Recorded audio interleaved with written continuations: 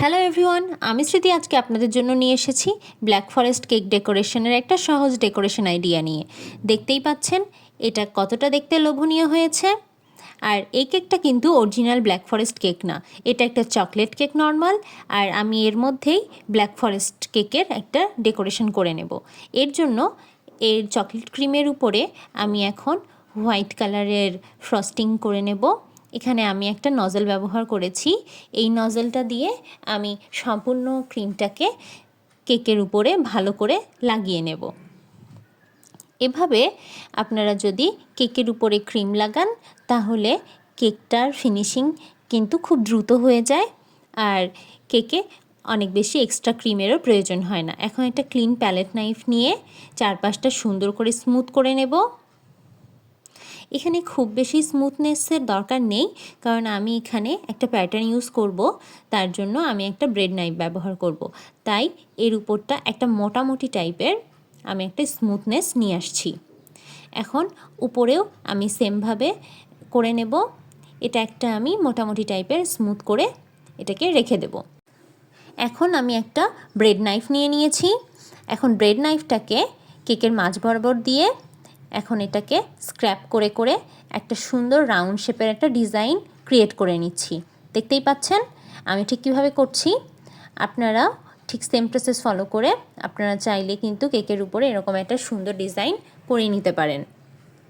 এখন চার সাইডেও আমি সেম ডিজাইনটা করে নেব, যার জন্য আমি ব্রেড নাইফটাকে একদম সোজা সাইডে স্ট্যান্ড করে রেখেছি এবং চারপাশ থেকে ঘুরিয়ে ঘুরিয়ে নিচেও এই সেম ডিজাইনটা করে নিয়েছি। এবং উপরে কিছু এক্সেস যেগুলো সাইড ছিল, এই এক্সেস এন্ডগুলোকে আমি ব্রেড নাইফের সাহায্যে আস্তে আস্তে করে সরিয়ে নিচ্ছি। এবং এটা মোটামুটি সরিয়ে নেওয়া হয়ে গেলে চারপাশটাকে আরও একটু স্মুথ করার জন্য আমি ব্রেড নাইফটা দিয়ে উপর থেকে একটু স্মুথ করে নিচ্ছি। এতে কিন্তু সুন্দরভাবে ফিনিশিংটা চলে এসেছে। এখন একটা ক্লিন পাইপিং ব্যাগের মধ্যে আমি চকলেট গানাশ ভরে নিয়েছি এবং সেটাকে আমি একটু ছোটো করে কাট করে নিলাম। এই যে এখন দেখুন আমি এখানে একটা রাউন্ড শেপের ডিজাইন করে নিচ্ছি। এটা অনেকটা কয়েল শেপের ডিজাইন বলে।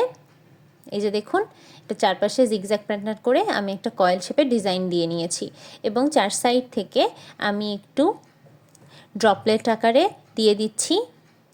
এটা আমি চার সাইডে দিয়ে দিচ্ছি এবং ন্যাচারাল ড্রিপিংয়ের মতোই এই ড্রিপিংটা হয়ে যাবে। এই যে দেখুন চারপাশে আমি কিভাবে ড্রিপ দিয়ে দিচ্ছি। ড্রিপটা দেয়া হয়ে গেলে এখন একটা টুথপিক নিয়ে নেব ক্লিন, এবং টুথপিক নিয়ে চারপাশ থেকে আমি জাস্ট সাইড থেকে ভিতরের দিকে নিয়ে আসছি। ঠিক সেম জিনিসটা আমি এর মাঝ বরাবর করে নিচ্ছি। এই যে দেখুন একটা সুন্দর ডিজাইন কিন্তু ক্রিয়েট হয়ে গেছে। এখন একটা ক্লিন টিস্যু পেপার নিয়ে নেব এবং চারপাশের যে চকলেট গানাশগুলো ছিল সেগুলোকে আমি খুব ভালো করে ক্লিন করে নেব। এই গানাশগুলো ক্লিন করা হয়ে গেলে এখন এর মধ্যে আমি একটা পাইপিং ব্যাগের মধ্যে হোয়াইট ক্রিম নিয়ে নিয়েছি এবং চারপাশে ছোট ছোট করে আমি বর্ডার দিয়ে নিচ্ছি। দেখুন বর্ডারটা দেখতে কতটা সুন্দর লাগছে। আপনারা এই নজলটার কোনো নাম্বার নেই, এই নজলটা দিয়ে আপনারা একটু দেখে এই নজলটা কিনে এই নজলটা দিয়ে কিন্তু আপনারা ইজিলি বর্ডার তৈরি করে ফেলতে পারেন। এখন আমি একটা 2D নজল নিয়ে নিয়েছি। এই যে দেখুন এটাকে একটু প্রেস করে ধরে রাখলেই কিন্তু এরকম একটা সুন্দর ফ্লাওয়ার হয়ে যায়। এখানে আমি মোট 8টা ফ্লাওয়ার ব্যবহার করেছি। এই 8টা ফ্লাওয়ার হয়ে গেলে আমি একদম মিডলে কিছুটা ডার্ক চকলেটের গুঁড়া দিয়ে দেব। এই ডার্ক চকলেটের গুঁড়া দিলে কেকটা খেতেও যেমন ভালো লাগে তেমনি দেখতেও অনেক সুন্দর হয়। এই ডার্ক চকলেটের গুঁড়ার উপরে আমি আবার সুন্দর করে আবার সেম ফ্লাওয়ার একটা বানিয়ে নিয়েছি। এই ফ্লাওয়ারটা কিন্তু প্রথমে বসতে চাচ্ছিল না, এটাকে আমি পরে একটা অন্য কোথাও ফ্লাওয়ার বানিয়ে এখানে সেট করে দিয়েছি এবং এর উপরেও কিছু ডার্ক চকলেটের গুঁড়া দিয়ে দিয়েছি।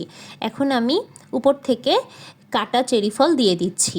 এখানে আমি একটা চেরি ফলকে 4 ভাগ করে কেটে নিয়েছি এবং সুন্দরভাবে ডেকোরেশন করে নিয়েছি। এরকম আরও অনেক simple and easy decoration idea পেতে আপনারা আমার চ্যানেলটিকে সাবস্ক্রাইব করুন এবং আপনাদের যদি ভিডিওটি ভালো লাগে তাহলে অবশ্যই ভিডিওটিকে একটি লাইক কমেন্ট অ্যান্ড শেয়ার করে দেবেন। ভিডিওটি দেখার জন্য থ্যাংক ইউ এভরিওয়ান। ভালো থাকবেন সবাই। আল্লাহ হাফেজ।